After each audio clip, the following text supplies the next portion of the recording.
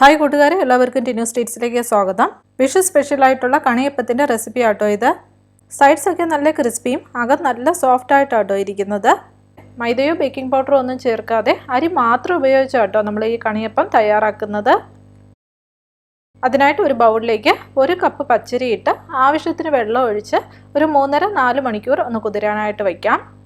1 cup ശർക്കര പൊടിച്ചതാണ്. ഇതൊരു പാത്രത്തിലേക്ക് ചേർത്ത് 1/4 കപ്പ് വെള്ളം ഒഴിച്ച് ഒന്ന് പാനിയാക്കി എടുക്കാം. ശർക്കര ജസ്റ്റ് ഒന്ന് അലിഞ്ഞു വന്നാൽ മതിയാകും.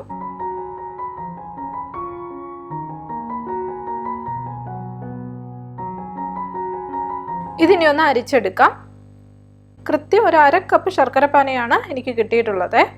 കുതിർത്തെടുത്ത അരി നന്നായി കഴുകിയെടുത്ത് ഒരു അരിപ്പിൽ വെള്ളം തോരാനായിട്ട് ഒരു 2 മിനിറ്റ് ഒന്ന് മാറ്റി വയ്ക്കാം.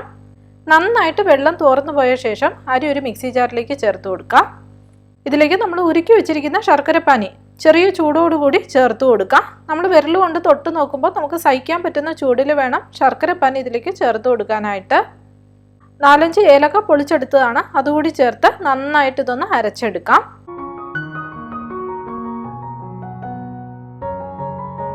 പഞ്ചസാര പൊടിച്ചെടുത്ത് നമ്മൾ കയ്യിലെടുത്ത് നോക്കുമ്പോൾ ഒരു തരിതരിപ്പ് ഉണ്ടാവില്ലേ, അതുപോലത്തെ ഒരു തരിതരിപ്പ് ഉണ്ടാവും കേട്ടോ ഈ മാവിന്.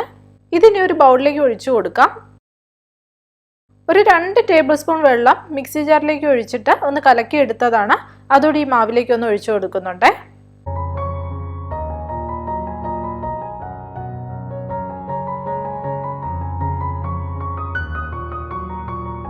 ടേസ്റ്റ് ഒന്ന് ബാലൻസ് ചെയ്യാനായിട്ട് ഒരു നുള്ളു ഉപ്പും കൂടി ചേർത്തിട്ട് ഒന്ന് ഇളക്കിയെടുക്കാം. ഈ ഒരു അയവിലാട്ടോ മാവിരിക്കുന്നത്. ഈ ഒരു അയവിലിരുന്നാലേ മാവ് നല്ല പതമായിട്ട് നമുക്ക് കിട്ടുള്ളൂ. മാവ് നമ്മൾ റെസ്റ്റ് ചെയ്യാൻ വെക്കുമ്പോൾ ചെറുതായി ഒന്ന് കട്ടിയായി വരും, അതുകൊണ്ടാണ് ഈ ഒരു കൺസിസ്റ്റൻസിയിൽ എടുക്കാൻ പറഞ്ഞത്. ഇതിനി ഒരു 4 മണിക്കൂർ ഒന്ന് മാറ്റി വയ്ക്കാം.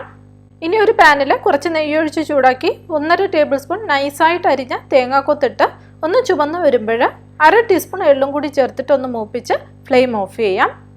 ഇതിനി ഒന്ന് തണുത്ത ശേഷം മാവിലേക്ക് ചേർക്കാം. 4 മണിക്കൂറിന് ശേഷം എടുത്തിട്ടുള്ള മാവാട്ടോ ഇത്. ഒരല്പം തിക്കായിട്ടാട്ടോ മാവിരിക്കുന്നത്.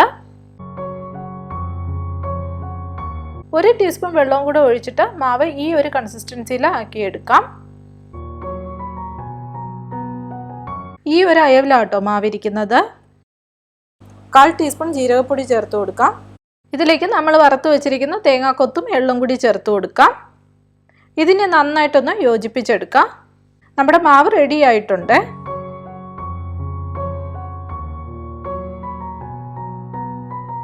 ഒരു കുഴിയുള്ള തവി എടുത്താൽ മാവ് കോരി ഒഴിക്കാനായിട്ട് എളുപ്പമാവും. ഇനി ഒരു കടായിൽ വെളിച്ചെണ്ണയും 2 ടേബിൾ സ്പൂൺ നെയ്യും ഒഴിച്ച് ഒന്ന് ചൂടാക്കാനായിട്ട് വയ്ക്കാം. ഓരോ തവണയും മാവൊന്ന് ഇളക്കിയിട്ട് വേണം എണ്ണയിലേക്ക് മാവ് ഒഴിച്ചു കൊടുക്കാനായിട്ട്. എണ്ണയൊന്ന് ചൂടായി വരുമ്പോൾ 3 ടേബിൾ സ്പൂണോളം മാവ് ഒഴിച്ചു കൊടുക്കാം. ഒരു മീഡിയം ഫ്ലെയിമിൽ വച്ചിട്ട് വേണം മാവ് ഒഴിച്ചു കൊടുക്കാനായിട്ട്. കണ്ടോ, അപ്പം നല്ല കുമിളിച്ച് വരുന്നുണ്ട്.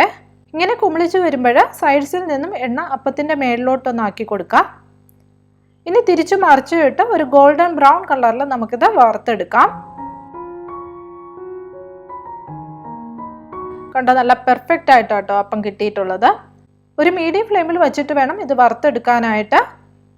അല്ലെങ്കിൽ അപ്പം പെട്ടെന്ന് തന്നെ ഒരു ബ്രൗൺ ഷെയ്ഡ് ആവുകയും എന്നാൽ അകത്ത് അത്ര വേകാത്തതുപോലെ ഇരിക്കും. എല്ലാം തന്നെ ഞാൻ ഈ രീതിയിൽ വറുത്തെടുത്തിട്ടുണ്ട്.